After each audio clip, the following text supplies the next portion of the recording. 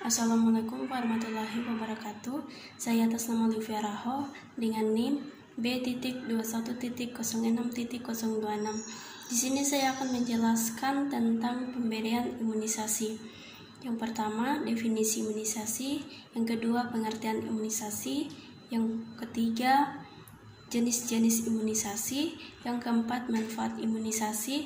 Yang kelima, cara kerja imunisasi. Dan yang keenam atau yang terakhir, efek samping imunisasi. Yang pertama, definisi imunisasi.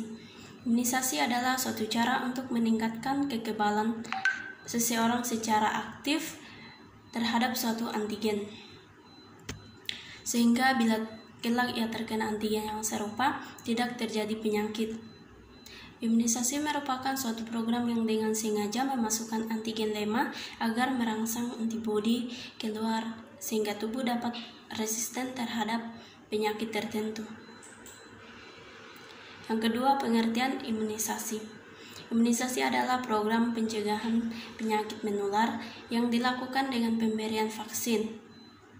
Dengan pemberian vaksin ini, maka orang akan menjadi imun atau resisten terhadap penyakit tertentu.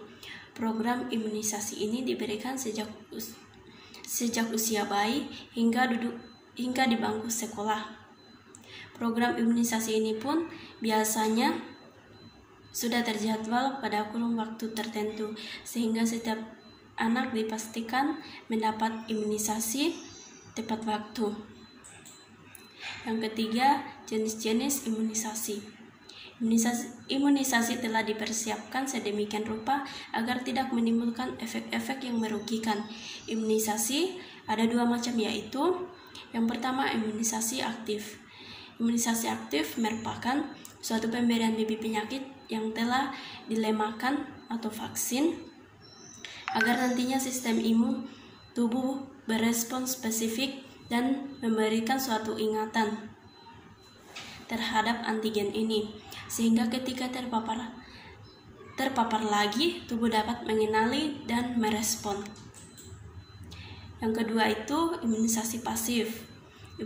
Imunisasi pasif merupakan suatu proses peningkatan kekebalan tubuh dengan cara pemberian zat imunoglobulin, yaitu zat yang dihasilkan melalui suatu proses infeksi yang dapat berasal dari plasma manusia atau kekebalan yang didapat bayi dari ibu melalui plasenta atau binatang yang digunakan untuk mengatasi mikroba yang sudah masuk dalam tubuh yang terinfeksi.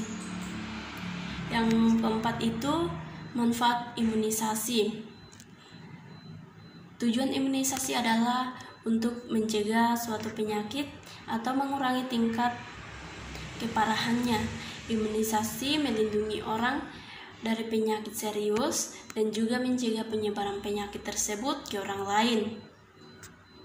Selama bertahun-tahun, imunisasi berhasil mengatasi epidemi penyakit menular yang dulu umum terjadi, seperti campak gondongan dan batuk rejan. Penyakit lain yang juga berhasil diberantas dengan imunisasi adalah polio dan cacar. Yang kelima, cara kerja imunisasi. Imunisasi dilakukan dengan menyuntikkan sejumlah kecil virus atau bakteri yang sudah dilemahkan atau dimatikan, atau bagian protein buatan laboratorium yang meniru virus tersebut. Cara tersebut akan memicu respon kekebalan tubuh untuk menghasilkan antibodi terhadap penyakit tertentu atau memicu proses yang lain. Meningkatkan sistem kekebalan. Dengan demikian, ketika seseorang terpapar dengan organisme penyebab penyakit yang sebenarnya, sistem kekebalan sudah siap untuk melawan infeksi. Beberapa vaksin yang perlu diberikan sekali, sedangkan yang lainnya memerlukan pembaruan atau booster untuk mempertahankan keefektifan imunisasi dan memberikan perlindungan yang berkelanjutan terhadap penyakit. Yang keenam itu Atau yang terakhir, efek samping imunisasi. Imunisasi adalah tindakan medis yang aman. Meski begitu, sama seperti semua pengobatan pada umumnya, imunisasi juga memiliki efek samping. Dalam kebanyakan kasus, efek sampingnya biasanya ringan. Reaksi ringan yang paling umum terjadi akibat imunisasi antara lain: yang pertama, nyeri atau kemerahan di sekitar tempat suntikan. Yang kedua, demam ringan. Efek samping seperti di atas biasanya akan menghilang dalam beberapa hari. Pada kasus yang sangat jarang, demam tinggi hingga di atas 40 derajat Celcius bisa terjadi setelah vaksin. Anak-anak juga diketahui memiliki reaksi alergi serius terhadap vaksin.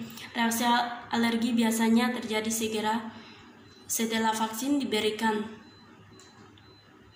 Namun, dokter bisa menangani reaksi tersebut dengan baik. Jadi, bila si kecil memiliki alergi terhadap komponen apapun dalam vaksin, pastikan untuk memberitahunya pada dokter. Demikian penjelasan dari saya, kurang dan lebihnya mohon dimaafkan.